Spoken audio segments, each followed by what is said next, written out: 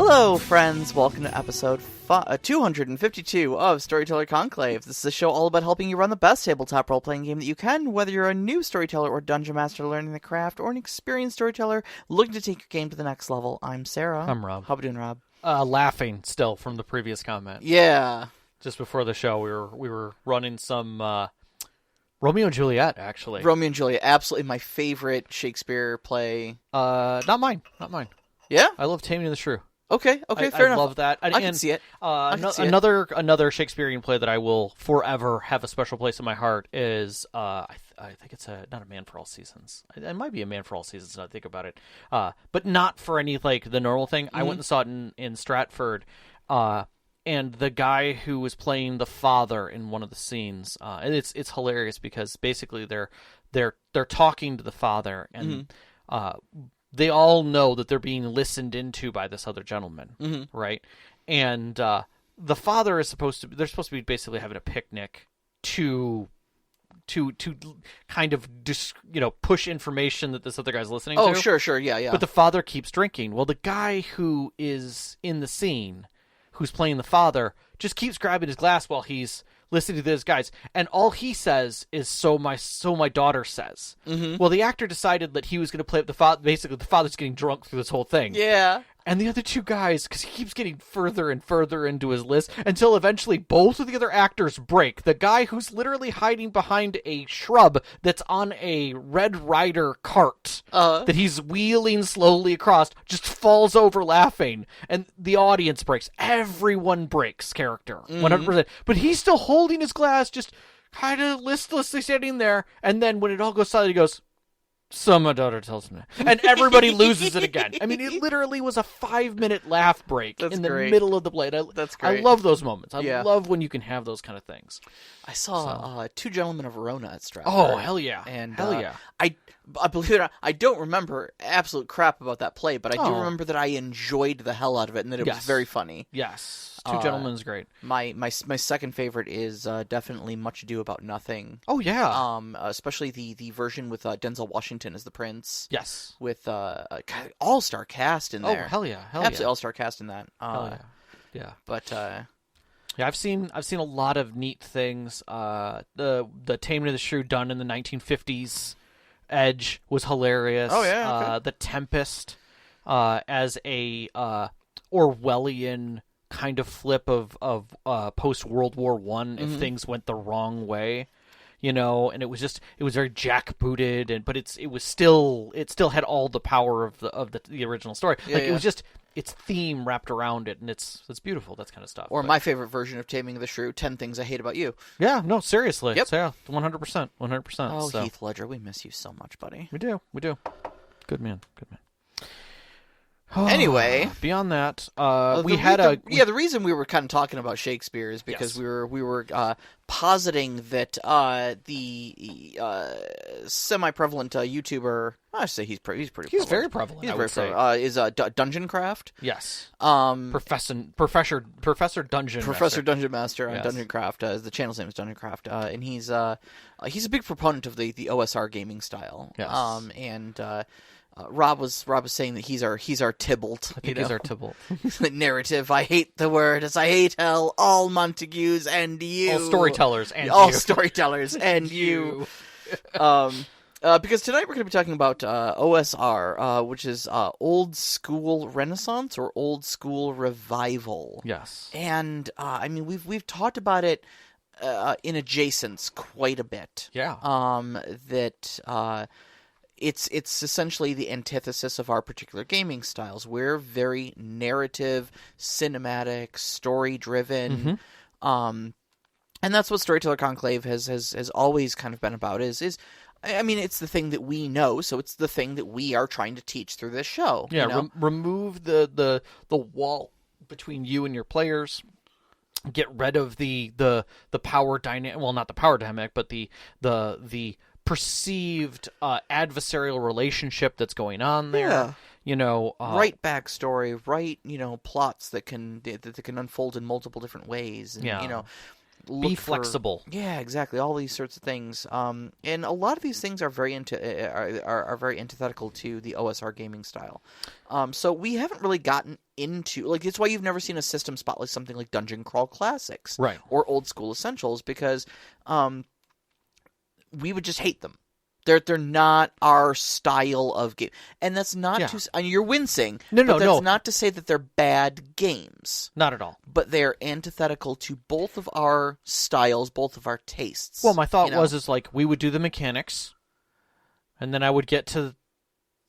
Well, I guess there's a setting technically. Maybe. Yeah, it's fantasy, but that's it. Like that's what you get. But tonight we kind of wanted to take the topic kind of head on and reach across the aisle a little bit and just kind of say, like, what actually is OSR? What's, what is it about it that has kept people's attention? Yeah, and kind of raised our hackles about it in a semi-joking way. And at the same time, like, where did this rift happen? Why is this rift happening? Right, a little bit. So when we're talking about old school, we're talking about original D&D or chainmail style games. That is the old school, the core of where things came from. We are not talking about D&D editions. We're talking about D&D old box, right? So if you're like, oh, I play D&D, no, you don't. You probably don't.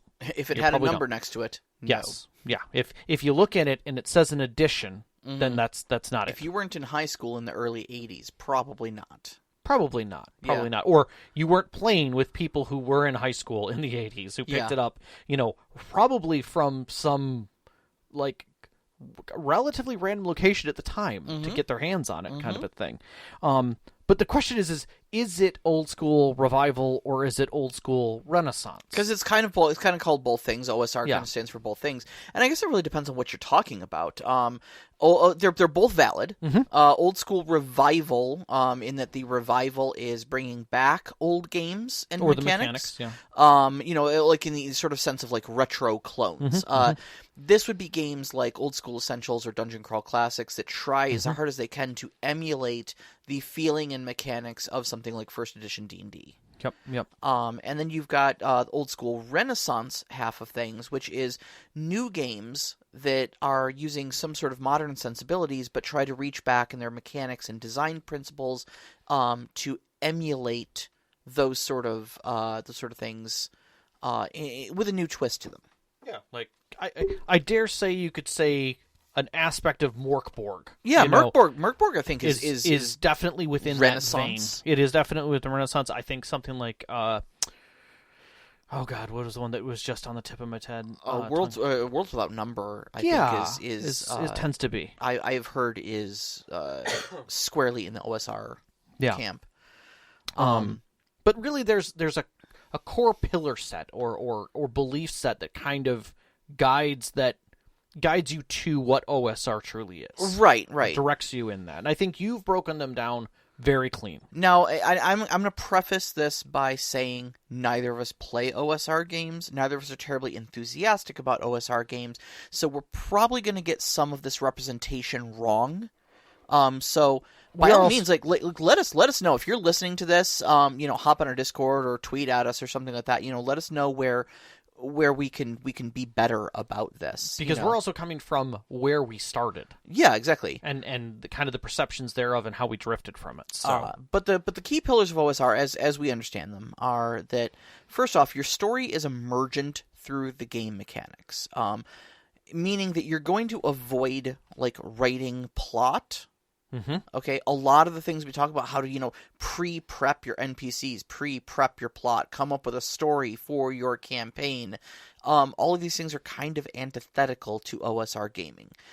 You want your story to be emergent from the game mechanics. If the dice roll in a certain way, saying that something happens or something doesn't happen, that's what tells the story. Yeah, the players are driving that with their agency via the mechanics. Right. The second thing is it emphasizes player skill over character skill. From the standpoint of we are going to put puzzles and dilemmas and issues and problems in front of you, And this isn't up to you to say, well, I rolled the dice and my character figured it out, so give me the solution. Mm-hmm. No, give me the solution. Right. You, the player, have to solve this. I dare say this reaches back even to the old tin and lead miniatures of wargaming, where you were the commander of these armies.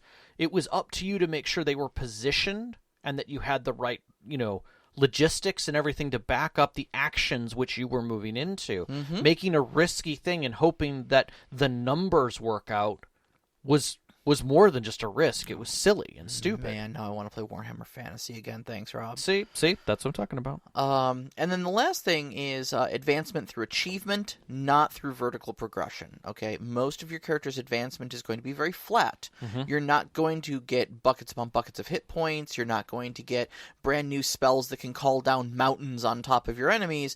You're going to get some magic items. You're going to get some new armor. You're going to get followers, maybe a keep, maybe some gold to buy these things with. But you yourself will remain relatively, within the same power scope. Yeah. An often argument made against other games where, it takes you a month and now you're level 20. Yeah, exactly. The adventuring day of 13 encounters per day for a solid month. And yeah, you do that, you'd easily be level 20. Yep. So, how did we get here? Where did this rift between, how do we end up with a gaming community that has a contingent of people looking back at our roots, at our origins in these early gaming styles and going, I yearn for those olden days? It's evolution. It's change because of the pressures and the environments around it. It's not an improvement.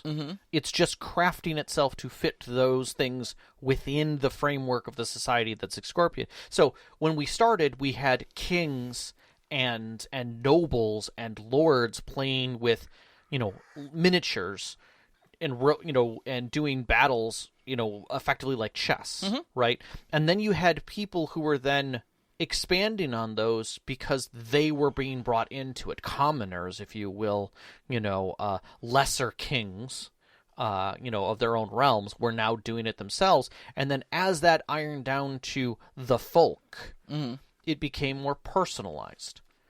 But once that folk then saw that they had friends who were involved, some of those friends weren't of the same ilk. They didn't come from the same mind frame, and therefore changed it. And narratively evolved things from that point. Yeah, sure. They wanted to know how those stories came about. I think just like any other evolution in the game systems, how you get these offshoot game systems, is that you get people who they have their core system, they have the thing that they like to do, and then they say, I want to, I love, say, Dungeons and Dragons, but I want to be able to tell, Star Wars stories with it. Because Star Wars is basically just D&D in space. You got space wizards, you got magic swords, and you've got, different different species all interacting with each other. You should be able to do it, right? So let's homebrew. Oh, but the homebrew doesn't account for X, Y, or Z. Maybe there's a different system, or maybe I've homebrewed it so much that it looks like something different now. And now you've got a whole different system set up for telling Star Wars stories. Well, then somebody goes, well, I want to run something that's another, Star Trek. You've already got this system for telling stories in space. I just need to strip these out of it and homebrew, and bam. And it just evolves like amoebas. It splits and mutates and splits and mutates. Yeah. And over 40 years, since the 80s till now, you get a completely different evolution of gaming. You've got these narrative games like, oh God, what did we just do the other day? Wander Home. That doesn't even have dice. There's no violence in the game. All the way from its, but you can still trace it back to its origins. Yeah. It's a long and winding path, but you can find your way all the way back to chainmail. Yeah, very much so. Very much so. And I'm sure you could even go farther back than that.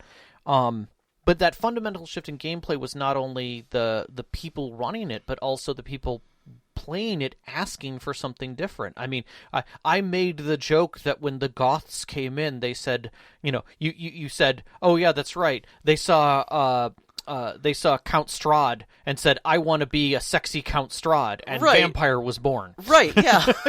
I mean, yes, that's they the played thing. Ravenloft and went, what if we were the vampires? And that's how you get Vampire that's how you get vampires.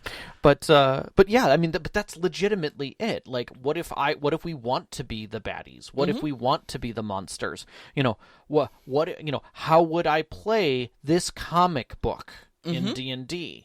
With all these, crazy things. I saw a cool movie the other day, and now I want to play it with my friends. Yeah, exactly. Yeah. And all of that then brought in other elements. And as we got further and further into story, writers came around and said, well, there's actually ways to write those things and designed them so that you have a mystery or you have an intensity or a tension.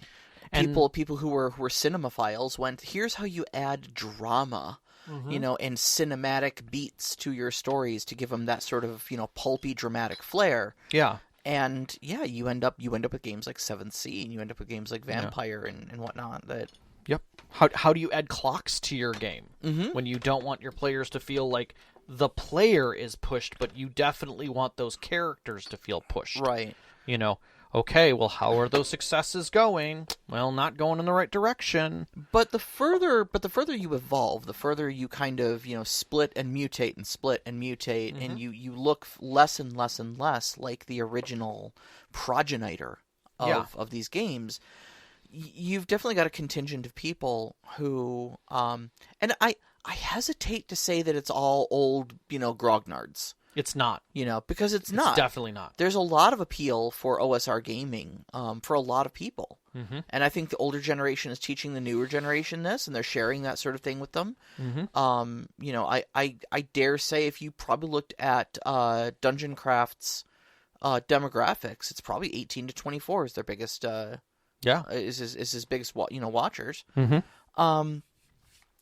But you've got this contingent of gamers who look back on the progenitors of our gaming, who look on that first edition D&D, that old sort of West Marches, grinder-style, hardcore dungeon... Roguelikes. Almost sort of gaming style. And they yearn for the good old days. They yearn for lighter. They don't want to be told a glamorous story. They want to get in and fight. Right. They want to get in and be challenged. Yeah. Yeah. There are people who don't like solo RPG PC games for the same reason. It's taking me too long to do something. Right. Can I just jump in and kill bugs? The tutorial was 5 minutes long and I couldn't skip it. I refunded the game. Yeah, exactly. Exactly. Okay, yeah. But that's hey, that's cool. It appeals to different people, So I guess the next question is, we're kind of looking at each other from across this sort of divide of old and new. And I think, personally, and this is one of the reasons why I've stayed away from OSR games quite a bit, is because on the surface, if you take a good hard look at them, they look a little scary from across the aisle. At least to me, they do. And so I kind of want to talk a little bit about what each side looks at and sees in the other. Okay. So what do you think narrative looks like from the OSR side of the aisle? Put yourself in their shoes, and as an OSR player, and look at narrative gaming that we like, and see what they see. I mean, so I know one of the big things as we talked about is the fact that OSR people are seeing it as emergent. So anything that's being presented to them that isn't emergent doesn't seem to fit. Like the moment they hear the word storyteller, at that point, the story isn't being created by the players. Yeah. It's being presented. Right. And that idea, so that the dice are being taken out of the mechanics of that. There's a lot more. There's a lot less agency for the players. A lot more pre-written or predetermined. Yeah. And I think that even you could even say that starts earlier than that by examining how the characters themselves are created. Oh, yeah. Yeah, absolutely. In that sense, like, it's not... It's whether they're part of the story going into it or just here are the characters. Mm-hmm. This is the world. Yeah, because characters, I mean, especially one of the big things you see in OSR games a lot is the random rolling of characters. Mm-hmm. And I think you see a lot of this, like Dungeons & Dragons, of course, still has a lot of this in its DNA. Yes. But you've seen a lot of that go by the wayside. Mm-hmm. It used to be, and I know you and I remember the days where Mm-hmm. you rolled 3d6 Mm-hmm. 6 times to get your attributes. No matter how crappy they were. Now, if your storyteller was being nice, if Mm-hmm. your DM was being nice, Mm-hmm. they'd allow you to roll 4d6 and drop the lowest. Out of each one of those, yeah. And or they would, and this we became more and more casual as our D&D games went on about this, where we got to the point where we were rolling 3 sets of 4d6, drop the lowest. Yeah, that's super casual. And you could assign them wherever you wanted. You didn't have to take them in order. Yeah, right. I remember one game very early on where basically we were creating characters. We rolled, I can't remember how much dice it was, but effectively it was 3d6 minus, for all the stats, -1. Oh, wow. So you had one less die than 3d6 for each stat, but you rolled them all together, and then you just paired up your dice. Huh. Okay. Because you had a total numbers that was produced. Yeah. But you had to use the dice to create your characters, and no greater than 18. Okay. So it was, in theory, you could have some amazing stats, Yeah. but you could also have some very, very crappy stats. Yeah, exactly. But I thought that was an interesting way of doing it. But that generation is random. It's emergent when it comes together. And I think that's one of the core components. And there's two things. One thing you did say, but I'll come back to that one. Yeah, sure. And I'm going to put a pin in the word casual and just put it up here on the wall for us. Right. But the emergence of characters or the emergence of NPCs and the whole I assure you that someone literally looked at us and said, "Quantum ogres," and cringed, right? Those ogres are in that room. They're not in the other room. What are you doing? Right? That is not how it works. Because OSR is all about where is it here or not. Right. The player made the choice to go left instead of right. How dare you move those ogres that they avoided? Yeah. Or to put them in front of them. It was a random roll. That's why the ogres are there. You didn't choose to put wolves instead of ogres. Right. Yeah, Knox in the box says, aren't we supposed to embrace the crappy rolls, the flaws? Isn't that good character development and story opportunity? Exactly. Now, hold on. I will say this. They would look at things like mouse guards where you're choosing to fail or choosing to accept your failures as advancement. It's kind of a little throwback. Yeah, they'd never be playing mouse guard in the first place. 100%, but at the same time, that is failure. Yeah-ish, but you're choosing to. Sometimes you are and sometimes you're not. Yeah. Sometimes you're just accepting that failure. But anyways, yeah, so there's not only do they hate the whole quantum ogres thing and stuff like that, but like you were talking about with rolling the stats and stuff like that. This is where like the sort of you said the casualification, yes. of character development comes in, where you start moving from like even rolling stats to standard array, so that and I like standard array. I don't think there's a problem for making characters, because everybody then has their own, like, they've all more or less got balanced stats with each other. I like it because nobody likes to feel like they are the heel of the group because they had a bad run of luck with their dice. Yep. Yep. And then they're going to be struggling against their character, feeling ineffectual for the next however long your campaign runs. Right. And then you, as the storyteller, then feel obligated to, like, I'll throw him a bone, I'll give him a magic items, make him stop whining, it'll compensate for some of his bad stats, Right, but then again, they didn't earn it. They didn't earn it. You did it to try to balance the game, Mm-hmm. But again, that's just my mentality. The OSR mentality is you rolled low, suck it up. Yeah. But I think there's something to be said between that twist of the dial, right? Between OSR and the people who want to min-max, right? And who say, like, well, what if I, like modern today, like in non-OSR games where people are like, well, I want to play a character with low stats. And they're like, why would you even think about doing that in D&D? Mm-hmm. Like, who would choose low stats? You should really talk to that player. Like, is there a problem with that? And the answer is, are they role-playing to choose to be low-statted? Or is it the way... But again, it's still choice. Yeah. I mean, But I'm focused less on them and more on the people who tell you that you need to be perfect. Yeah.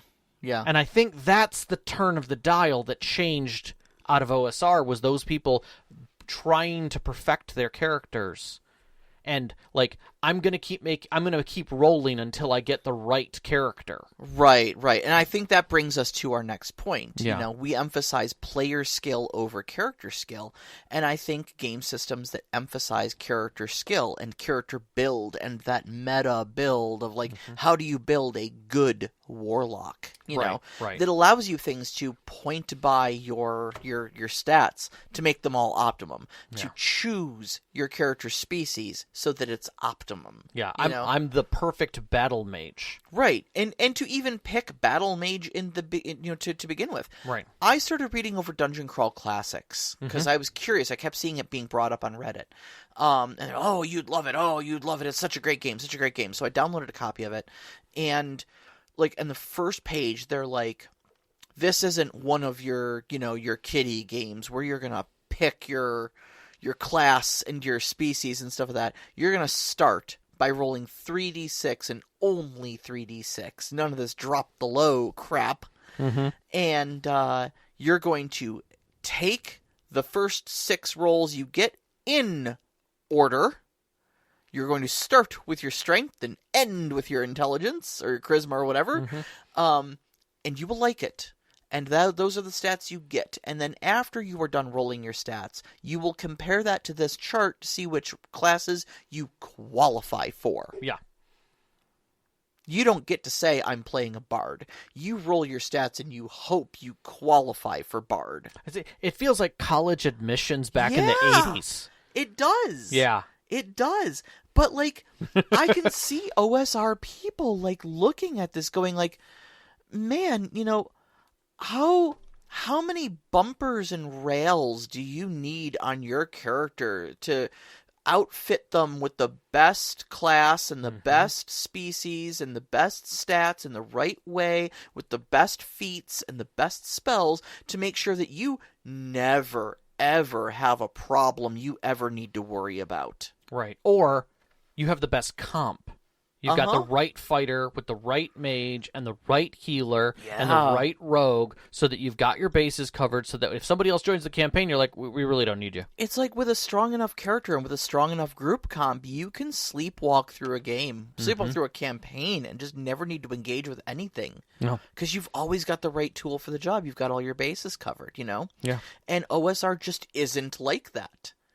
It's all about getting yourself into trouble, and if that results in the death of your character, then okay, that's what happened, buddy. Yeah. Sorry, but suck it up, And to that end, you don't get to sit down at your game and be like, I can't remember how to play my character. Can you kind of remind me? Right, because if you're not playing to, your optimal, if you don't know the mechanics of your character at very least. Right. But probably the entire game system, if you're not engaging with the game on a mechanical level, yeah, you're just grist for the mill. Mm-hmm. You're mincemeat. Yep. In an OSR game. The threats are real. You don't have much. And love everybody I've ever sat at a table with, sans a few, but boy, the number of times, even in recent history, that I've heard, what dice do I roll again? How long have we been playing this game? Mm-hmm. This is your character. You're the only one with this ability in the group. You should know your abilities. But because I am a generous storyteller, it is that die right there. Add this. Yeah. Yeah. And you can't get away with that in OSR. No, it's much more swift. It's much more on top of it. And there's something to be said to the pointing of that. Yeah. And to the frustrations behind it. The idea of OSR being beer and pretzels just doesn't seem right. You know, I'm actually going to contradict you on that. Because I actually think OSR makes a great beer and pretzels game. Just from the standpoint of you don't have to worry about deep plot, story, things going on. It's, in a way, it's so... Think to Merkborg, all right? Merkborg is a great example. Mm-hmm. Do you think you could get serious about Merkborg? I know some people who would. It's a very artistic book. There's like 3 mechanics in the entire game, man. What I'm saying is that it's going to come down to the stress of combat, the stress of losing what you have. But that's the thing, though, is that in a lot of these OSR games, their life is very cheap. You know, you come... There is a thing called a funnel. Yeah. All right? Yes. Where you come in with a stack of like 20 characters. Mm-hmm. And the dungeon master, there we go, runs you through a meat grinder of a dungeon. Yep. Your characters will be dying left and right. You need that stack of 20. Yeah. Okay? And whichever one comes out the other end of the dungeon is the one you end up playing in the campaign. Yeah. So you're telling me that you get attached and you get serious about not wanting to lose the things that you have with certain OSR games. I mean, I can see you could. You could. I'm not saying it doesn't happen. Grinder. I'm not saying it doesn't happen. I'm just saying is that if I sit down to play Merkborg, buddy, see, I would say I'm not getting attached to anything or anyone. But if I'm grabbing my people who are narrative, and if my character dies in a horrible way in a game of Merkborg, that's exactly what I expected walking in. I'm with you. But if you take a group of narrative people and you bring them to Merkborg, they're attached to their character. Sure. Then that's a mistake. but that's not what we're talking about. No, we're talking about what narrative looks like to OSR people. And that's what I'm saying is that they're the attachment. Oh, they're good. The narrative people are gonna get attached. They are attached. They were attached before they dice hit the table. Yeah. Oh, honey, you wrote a backstory for him, didn't you? Never do that. Not even that. Like, I knew what I wanted to play before I came to the table. Whoa. That's what? That's way too much planning ahead, yeah. Yeah, session 0 is where you make your character. Yeah. And you decide, and you get to decide then, based upon stats, what you get. Yeah, and your backstory is rolling on 3 random tables, buddy. That's all you get. And the only thing you should be upset about is when your character dies and you lose that chest piece. Now, I will say this.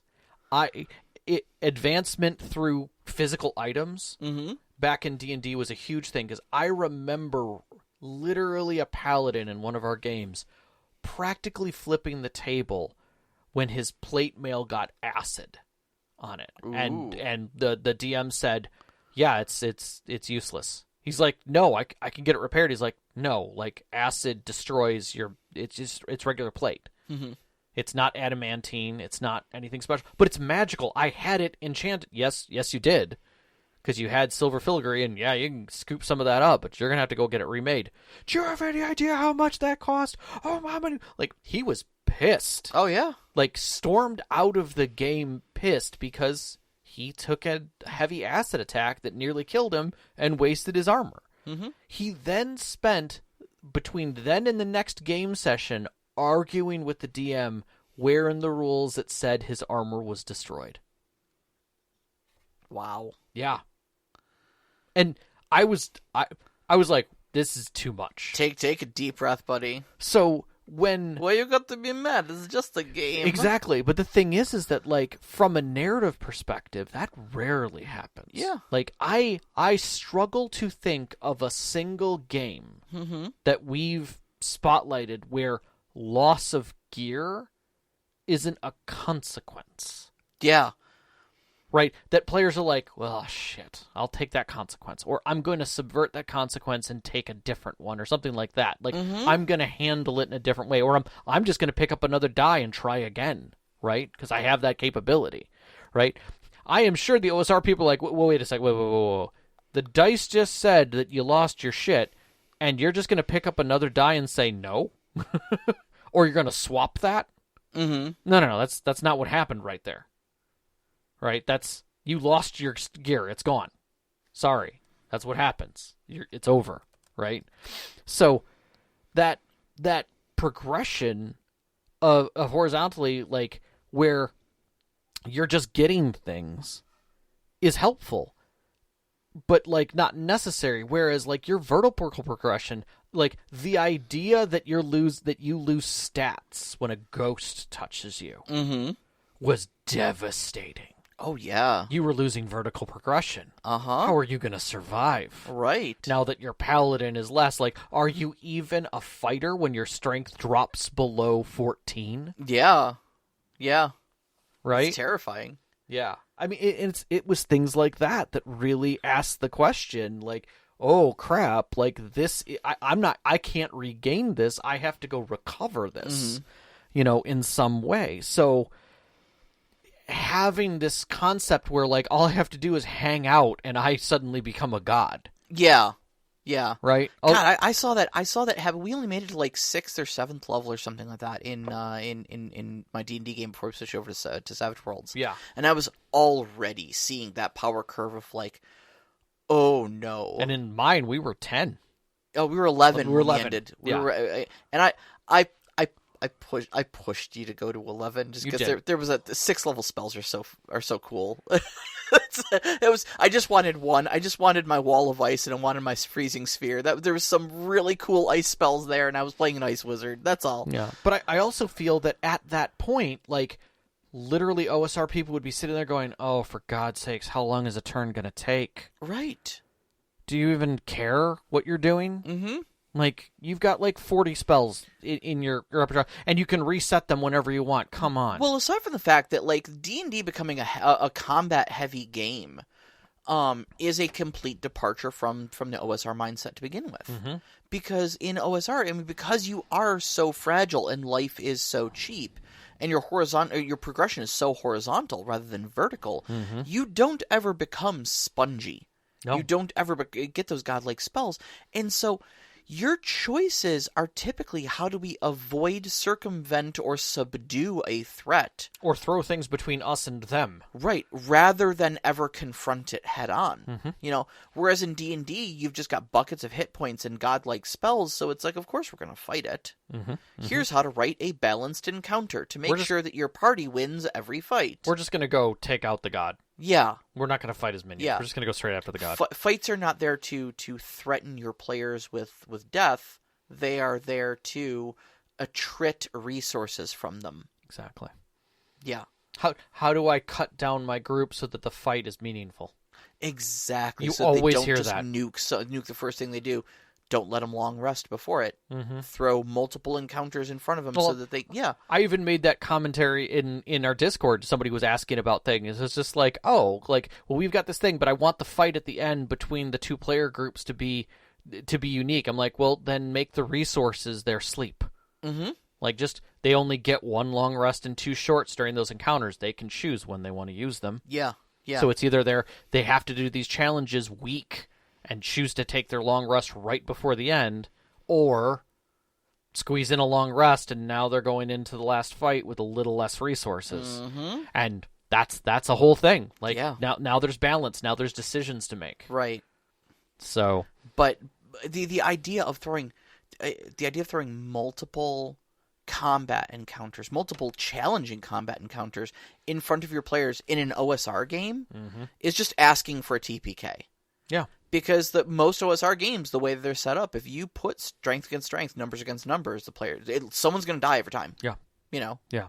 So, all right. Flipping the script. Flip the script. What does it look like from the other side of the aisle? What does OSR look like to us from a narrative standpoint? Brutal. You use the word casual when you talked about narrative. Yeah. That it's casual. OSR has never felt casual to me. It's always felt intense because the intensity comes from needing to be involved. Very involved. Yeah. It feels like a madhouse. Like you've got to be part of it at all times. You have to be on. And that's often the perception that not only that, but like it is adversarial between the DM and the players in that sense. Like, if the players aren't on, they're going to die, right? And in that sense, it is the funnel that gets presented. That is the visibility that you get out of something like this. Everything is lethal. Everything is hard. Decisions have to be careful and chosen, and it's where the whole planning and making sure you've got all the gear you need and all the stuff before you go into the dungeon comes from. Sure. Whereas in narrative, it's like, don't worry about that. Don't worry about it. We'll do a flashback. You'll have all the gear you want. You know what? You can pick whatever your gear as long as it fits within the slots you have in your character sheet. Yeah, exactly. Let's simplify this. I'm sick and tired of this crap. OSR people looking at Blades in the Dark gear system and just like just losing sleep over it. Well, I mean, at the same time, it's still a resource. It's like there's elements of that are still tactically important. Sure. But it's not even the same. It's still a game mechanic, but it's a very, very forgiving game mechanic. But I mean, I think I don't know that I agree that this is kind of where the adversarial storyteller comes from, because it's a perception. Your DM is not. Your DM isn't the one choosing to do bad things to the players. I said it's a perception. It's a perception, yeah. The truth of the matter is, if they are, it's not OSR. Exactly. Right, that's the whole thing. They are railroading you. But I made the comparison that like OSR is not deadly like a murderer, it's deadly like space. Yeah. Space doesn't want to kill you. Space doesn't care if you live or die. Correct. Yeah. That's it. Yeah. That's it. Space is just not going out of its way to be hospitable to you with things like air. No. It's not going to just give you a pass. Yeah, exactly. Right? Because in OSR, they're just a ref. Oh, my suit's punctured. Sounds like a you problem, buddy. So true. And I think that's something to be said about the randomness of things. Mm-hmm. Like, even adventures are written in such a way in OSR that they are procedural. The map is set. These are the things. Mm-hmm. Like, if you make it to the last room and you don't have the green key that was in a room that you didn't go to, well, you better go find it. Like, yeah, it doesn't just show up in that room. Yeah, because you've spent 3 sessions in the dungeon. We're not doing quantum ogres. We sure as hell ain't doing quantum key. No, you better go find it. Yeah, right. All the clues are there. Figure it out. Yeah, exactly. Like, and again, player skill over character skill. Right. Can I make a roll? No. Yeah, I remember reading about hex crawling.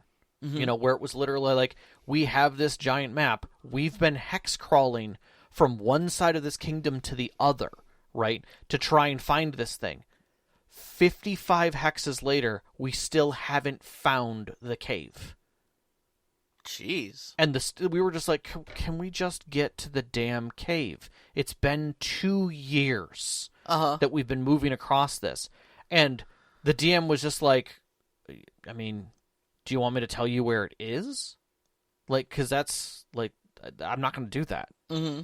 Like, that's not how this is played out. Like, we've had all these adventures. He's like, yeah, we've done all these adventure stuff, but, like, we haven't, like, progressed. Like, there's been a lot of story. And that was the whole argument, was, like, the one player was like, I've been looking forward to at least getting to this cave that we've been meaning to get to since the beginning. Yeah. And we've never made it there. Yeah. To do the one thing that we set out to do. We did a lot of things, but not that. And it was just because, like, we didn't take this pass that was on the map. Right. We went left when you should have gone right. Not even that. We took the pass, and it snowed in, so we couldn't take it. Oh, jeez. So we had to go a different route, and that took us a whole different way around. Yeah. And we just never made it back to that path. And how did you know that the pass snowed in? Was that a random roll? Yep. Yeah. So dice screwed you, and 2 years later you still hadn't recovered. Yep. Out of choice. Yep. And it was one of those things where it's just like, this is how the game is played. You have to be invested in that, though. You have to know that that's the way it's going to be, right? And I mean, I dare say when narrative looks at OSR, there's a certain sense that players aren't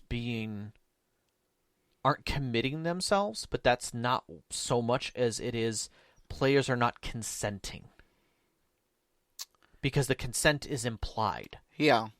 Like, we talked about that in the BDSM episode, that a lot of times you know what you're getting into with OSR. That's the idea behind it. Right. So you're already consenting because you have knowledge, because you read the book and you know how the game is supposed to be played. Yeah. I assure you, when I look at Morkborg, am I consenting to this? Uh-huh. Well, I'm consenting to the mechanics 100%. Definitely. I understand how that's going to work. That doesn't tell me that it's going to take me 26 things to get through to the one thing that the game started with, the concept. Right. Or whatever. Right. So I think there is some...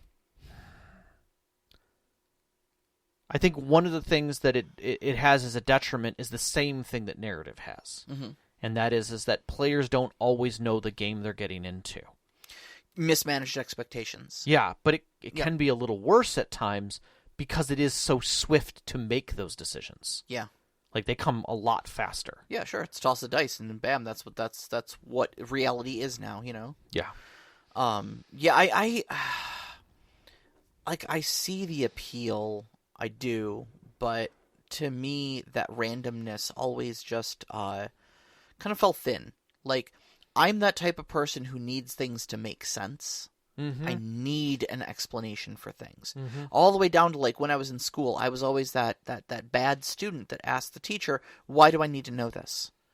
And it's not because I was being a jerk about it. It was just because I wanted to know what the application was, you know? What is the purpose of this knowledge so I understand where and how to apply it in my life?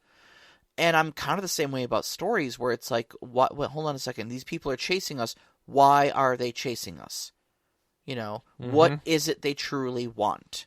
What is their background causing them to want this thing? You know, et cetera, et cetera. There's ogres. They're up in your face. I need to know those things. Right. And I mean, sure, maybe sometimes the explanation is as simple as they're ogres, they're hungry. Yeah. Food is a very simple motivator. Cool, I understand that.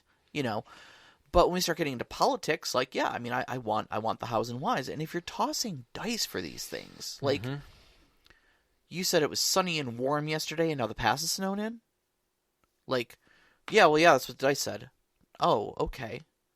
Cool. That's randomness. It makes no sense. It's just a wild fluctuation in reality, you know, from 0 to 10 and back to 0 again. I mean, maybe you call that Michigan weather, but sometimes I just call that BS, you know? And then other times, like, I always think back to your 7C game, you know, where we prepped and prepped and prepped and prepped and prepped and prepped and prepped and then made our proposal to that noble, and you rolled a bunch of dice and they all came up crappy.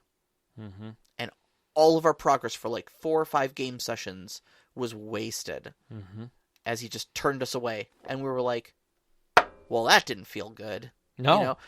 And whenever you leave big momentous occasions down to dice rolls, that's always what I think of, is that exact moment and how that felt. That left a big impression on me.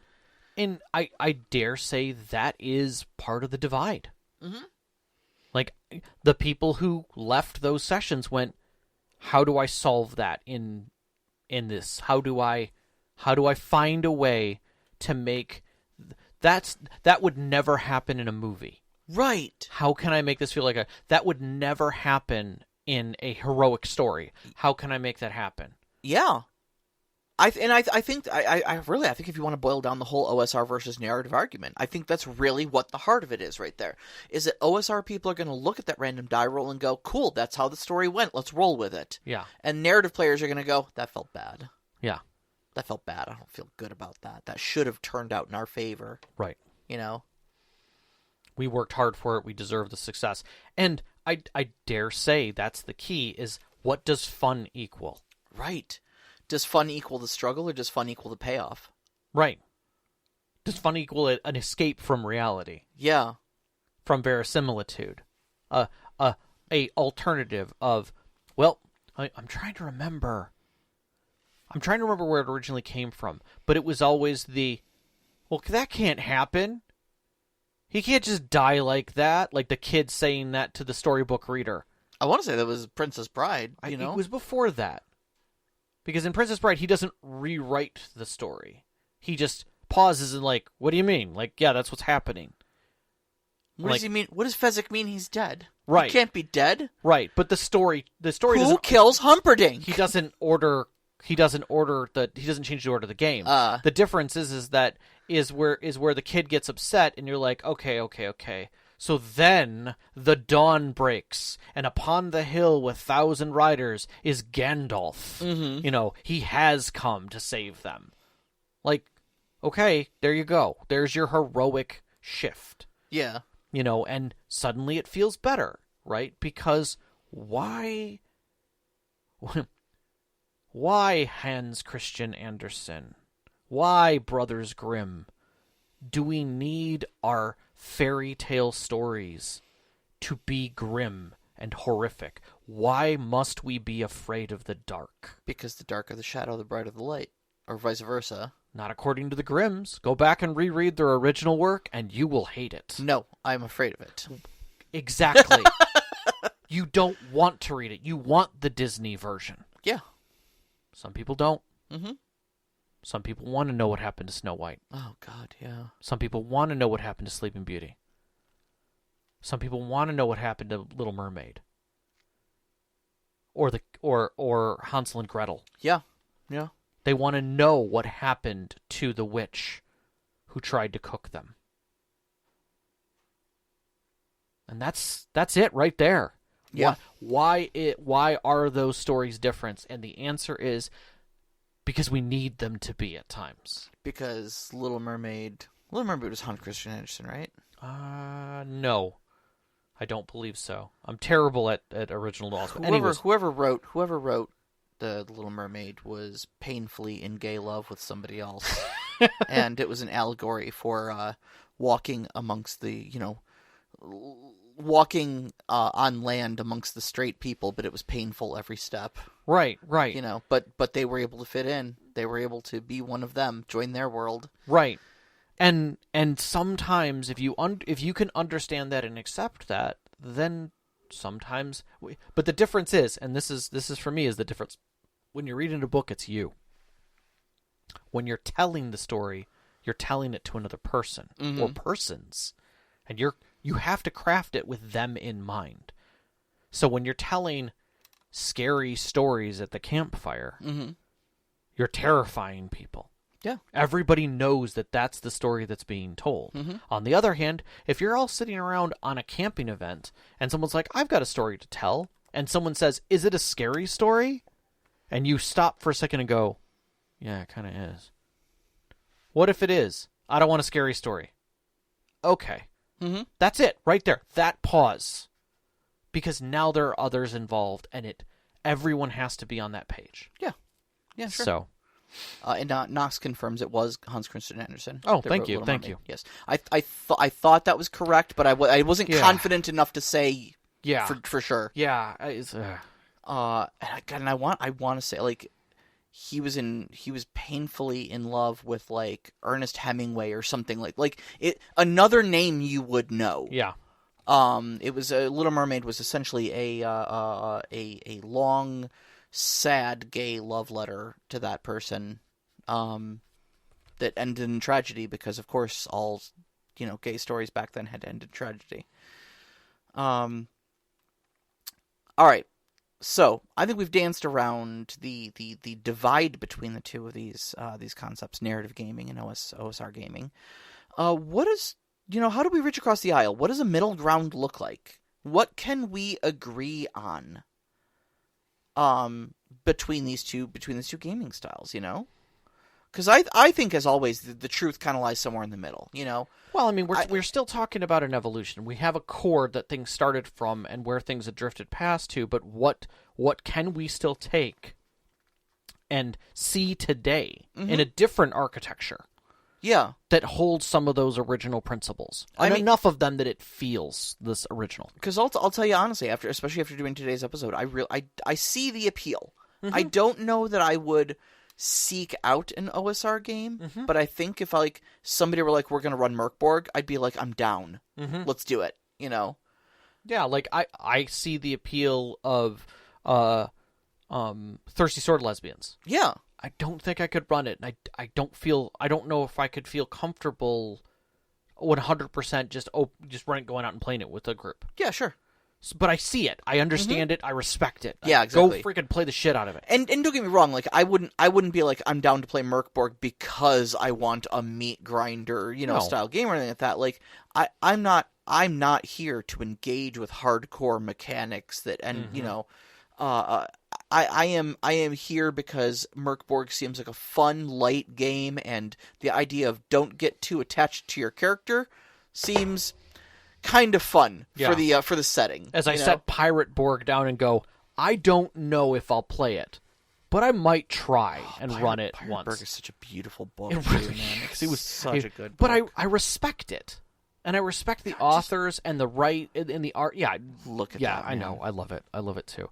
But like at the same regard, we can look at something like Cities Without Number or Worlds Without Number, X Without Number, if you will, and see the core elements that are there. One of the key things is the building out of everything through random, if you want. Yeah, sure. It's all there. They're like, I mean, Stars Without Number, I remember us raving about, like, the entire back end of that book, and the free version of it, too.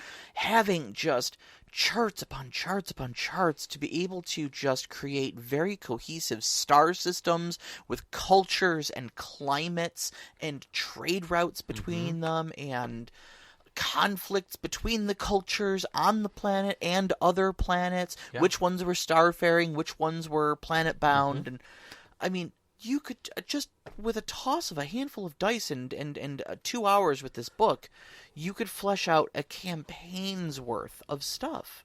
It's all there for you. Yeah. Cyberpunk's got a lot of OSR feels to it in the way that the mechanics are that crunchy depth, and even for character creation, you're stuck with what you've got. Yeah, but you've also got like 3 different levels of character creation you can do. Sure. You've got that like easy casual of like I just want to, build a quick character and just get into the game, whatever. All the way down, there's a middle ground sort of version of it, and then there's you randomly roll everything, and you are stuck with what you got. And that's what you got, yeah.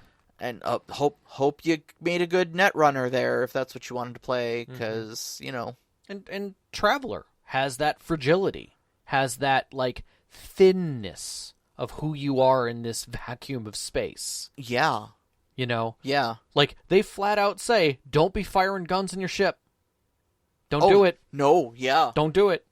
Like you want to be sucked through a pinhole. God, I remember BattleTech, Yeah. People pulling out katanas and stuff like that, and I'm like, oh, look at the weeaboo over here with their katana. Like, yeah, well, katanas don't punch holes in bulkheads. So we did Dune, TTRPG. There's a new Dune MMO coming out, basically survival. It looks pretty cool, actually. One of the key points to that is the whole lasers versus shields.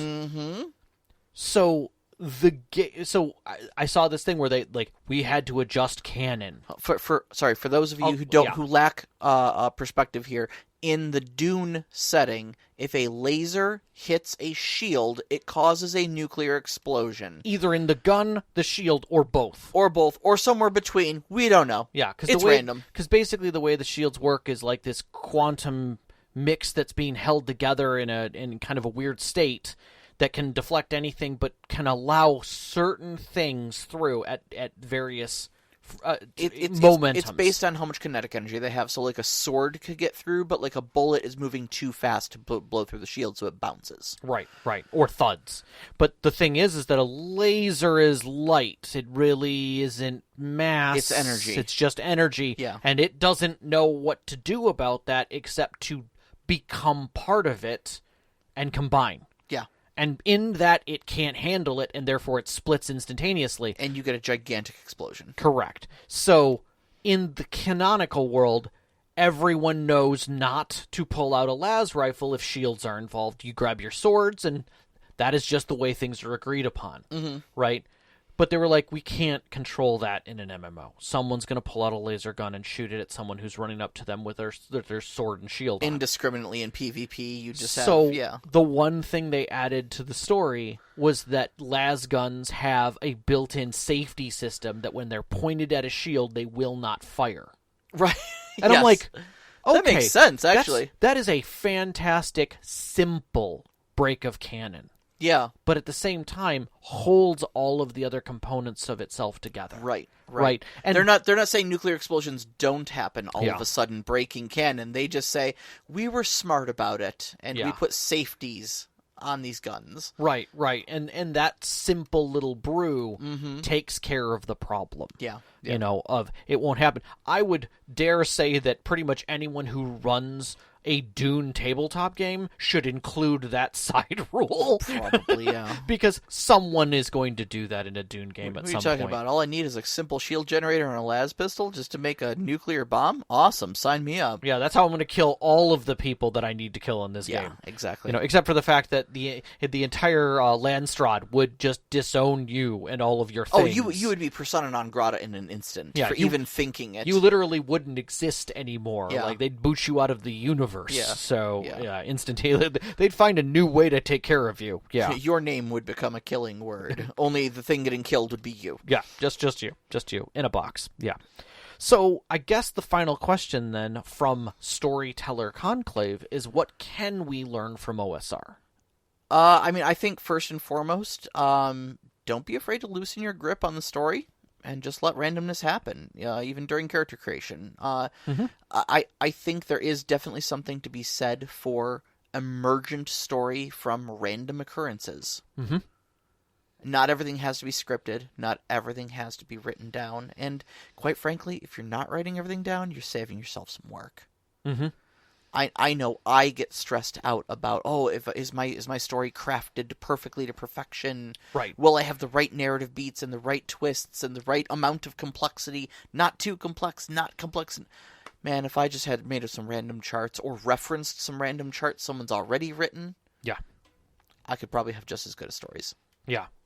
And I dare say that there are so many games out there that handle things in that manner. Mm-hmm. Brindlewood Bay handling mysteries in a very light touch way. Yeah. I love it. Yeah. I absolutely love it. I always go back to that in my mind frame of, like, you don't have to heavy hand a mystery. Yeah, you just put up a bare scaffolding and you say, work within this scaffolding and just hand wave, the rest. Let the dice fall where they may. It's not even hand waving. I'm not saying hand wave is a bad word. Just let the dice fall where they're going to, and just as long as they land within the framework. If they're not in the framework, just nudge them gently. If that, or just accept what ideas they come up with. That seems good enough to me. Yeah, and just improv the rest. You figured it out. Great. Yeah. What does that mean, though? Mm-hmm. Right? Where does that lead you to? Right. So, those types of things are in there as well, like the stress mechanics and things like that, where it's like, the people are stressed out. That happened. Okay. You're in the corner, shaking. Accept that as a character. Mm-hmm. Like, when you have a condition, don't fight it. Roll with it. Yeah, don't get upset like, I'm suboptimal now. Like, okay, that's fine. Yeah. I remember my mouse guard character. I mean, I played for an entire year of that game. With this, I told the storyteller, I'm like, don't let me heal the sick condition. Mm-hmm. I'm gonna probably retire the character at the end of the end of it, and that'll be the reason why. Yep. Yeah, and I would say along the lines of the OSR in that side is like, don't be afraid to challenge your players. CR ratings be damned. Mm-hmm. Right? If your players are gonna go fight a dragon, it's gonna suck. Yeah. Like, maybe they better find something better to do than try to fight the dragon. Maybe bargain with the dragon or circumvent the dragon. Yeah. Or lure the dragon into an ambush so they have the upper hand. But go fight a dragon in an OSR game? I don't think so, Susan. And in a narrative game, why not make it super challenging? Yeah. Give them a reason to really think about their lives. Yeah. Instead of just, I can handle this. Mm-hmm. No big deal. I'm not going to die. Right? Yeah, exactly. And there are other ways to reward your players, but on experience. There's nothing that says you even have to level in D&D. It's not a requirement. Yeah, you guys weirded me out in my game. I was like, you guys, I think we're getting around the time to level up. And like most of you were like, no, I'm fine. Yeah. What do you mean you're fine? Aren't you guys looking at like higher levels of your character sheets and going, man, if I were only level 7, I'd have this ability? No. Nope. All right. It's not the interesting part of the game. All right. Yeah. And that's not playing outside the mechanics. That's just not leaning into the growth. I think that's what the problem was, is because I live with Sean, and Sean was like, once I get to here, I'm going to have this, and that's going to be like where my character build really comes into its own. And so I kept hearing that, and then I talked to you and Steve, and you and Steve were just like, no, I'm fine. Yeah, this is good. This is good. Yeah. I've okay, I'm gonna get different away from players, that. different styles. Different players, different styles. Yep. But the whole yeah. idea is like upgrade their house, give them followers. Yeah, give them a bigger spaceship. Give them gear. Yeah. Yeah. One of our storytellers is gifting their players magical items. Mm-hmm. I'm granted sometimes there's a little curse or something on them, but they're still magic items, and that's important. They come up with their own level of concerns. So. It's a sentient item. It speaks. Oh, it speaks? Yes. But it only speaks in riddles and show tunes. Oh, God, it's cursed! It's definitely cursed.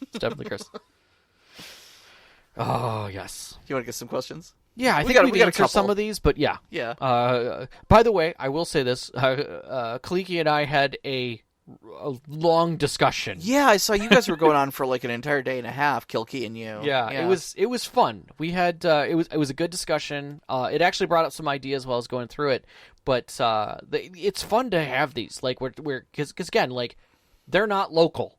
Yeah, sure. They're not quite even sure about the difference between OSR or narrative. Like they're like, these seems like foreign concepts to me. Right. In total. So and let's maybe talk they about are. that. Maybe this is just an American thing. I don't even know. It is and it isn't. Yeah. Like our terminologies, we love labeling the crap out of things. Oh yeah, I'm sure. So like because we are, and I will flat out say this, because we are so large, we have millions of people who do something in one way or another way. That's true. And That's true. we have to be able to define what those things are Yeah. to even be able to have a discussion about it. Yeah. Whereas, like, I'm in Germany. How many millions of people are playing Cyberpunk Red versus BattleTech? What 1% of our population is like 340 million people, or 34 million people. Yeah. For no, that'd be 10%. 3.4 million people would be 1% of our population. Yeah. So Yeah. And like we already know that there's more than 3.4 million people playing role-playing games in the United States. Yeah, exactly. And I would dare say, and this is, I'd be really interested in the numbers, but I dare say that in the United States there is probably more than 5% of the population that plays at some level. And that's a lot of people. Yeah, sure. And they're all doing things differently. So... All right, so Kilkey asks, what do you consider to be the competing draws between OSR and narrative RPGs? I mean, if I had to boil it down, I think that the draw of OSR is that I think if you want to engage with a game, you play OSR, right? Mm-hmm. If you want to engage with mechanics and dice and play it like it is a game, where smart decisions have to be made, tactical decisions have to be made, you play OSR. I would agree with that. If you are less worried about the game mechanics and you want the game mechanics to get out of your way so you can tell a story, you play narrative. Yeah. I would agree with that. I think that is pretty succinct. I can't really say much different than that. Yeah. No, that's pretty solid. And then Nevim asks, what are the key elements for a game to be OSR? I think that's basically the same question. Yeah, the pillars really are the key to OSR. Yes. If you meet those three pillars, then you are OSR. And once again, that is story is emergent from the mechanics, player skill over character skill, and advancement through achievement, not through vertical progression. Right. Whereas narrative is cooperative storytelling. And I'm just going to leave it there. Your character is its own entity and a separate thing from you. Correct. And it is what you experience everything through. Yes. So. And the last question is it possible to have a narrative OSR game? I think it is possible, but it is not a narrative. Let me rephrase this. It is possible to have an OSR narrative game, but I don't think it is possible to have a narrative OSR game. Elaborate. So I think I'm on board with you. I can take, but I want to see your math. take Merkborg Uh-huh. and make it a narrative game and play with its rule set. Yes. Not hand wave anything. Yes. But 100% come into that game with players who have ideas and characters and a narrative story that follows the lines that go within it. Yes. But what I can't do is follow to the letter the rules of Merkborg or original D&D and develop it into a narrative, because by doing so, I am moving away from the rules to craft. Yeah, I agree. Okay. And, okay, Rob. And 100, that is the evolution. That's why. Mm-hmm. You can't go backwards. Yeah. But you can go forward and Yeah. carry it with you, which is what has happened. Mm-hmm. You're effectively altering things as you move. That's forward and backwards chronologically, you mean? Yes. Yeah. Yes. Through our rules and systems. All right. So, all right, Rob.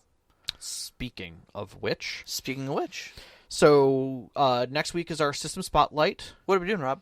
We are doing Tiny D6. Oh, itsy bitsy little D6. That's little cute right. little guys. I'm actually going to focus. We're going to kind of talk around Tiny Taverns specifically. Yeah. But really, like, Tiny D6 is designed to be a 3D6, fits on a 3x5 note card characters, ready to play kind of a thing. Mm-hmm. It is meant to be very rules light, very portable with ideas and themes and settings. There's a lot of them actually out there. You know, the more you describe it, the more it sounds like it reminds me of one of my other favorite games. And that's Warrior, Rogue, and Mage by Stargazer. You'll feel some of those vibes of just like, it's super simple. Yep. It's just a couple dice. Yep. Your character is like 3 stats, you know. Yeah, it is a very simple system that you can, like, if there's a challenge, the rule is the same. Yeah. That's it. Like, you can there's just roll a check. There's minor tweaks to it that, you know, that people have thrown in to help guide you under certain circumstances, but other than that, you don't have to know those at all. That's it. Like, I dare say when, you know, where it's, you know, like, well, Savage World, it's easy. Take a D6 plus your stat, roll. Right? Yep. Is it 4? Are one of those dice 4 or higher? I'm Yes? literally going to look at you and Good, say, you succeeded. you're working too hard. Yeah. Like, Tiny D6 looks at you and says, you're working too hard. Yeah. You might want to tone that down just a little bit. Jeez. Oh, look at Mr. Crunch over here. Exactly. 100%. So I look forward to talking to you guys about that and actually getting myself a little more excited, because that is what I'm running in my next game that I'm going to be doing. I'm going to do some set sessions for that. Alrighty. So Alrighty. In the meantime, then, you can find us on Twitter at @ST_Conclave, on Instagram at @ST_Conclave. Listen to us live every Wednesday night, 7 p.m. Eastern Time on mixlr.com/storyteller-conclave. And join us up on our Discord. We love hearing from our listeners there. Shoot us some questions. Talk to the other great storytellers there. You can find that website. You can find that link on our Twitter as well as our website, storytellerconclave.com. yes, we'd like to thank our Patreon members who support us every single month, especially our named members. You can, they are Knox in the Box, Subject, The Arcane Asylum, Veteran, Huluvu, Sam, Sean, and Sparkle Motion. We appreciate all your support. Our pre-show music is by Arcane Anthems. You can find that at Instagram.com or on Patreon at Arcane Anthems. Our intro music is Beyond the Warriors by Geefrog. You can find that at geefrog.bandcamp.com or on YouTube Music. And our outro music, which is Only Our Footprints in the Sand by Midair Machine, you can find them at freemusicarchive.org. And a big shout out to our families, Vicky and Sean. Thank you so much for loving and supporting us. All of our friends who've come to our tables with gigantic stacks of characters to be ground through in our meat grinder dungeons over the years. And you, every single one of our listeners. We love you guys so much. Love you too. Good night.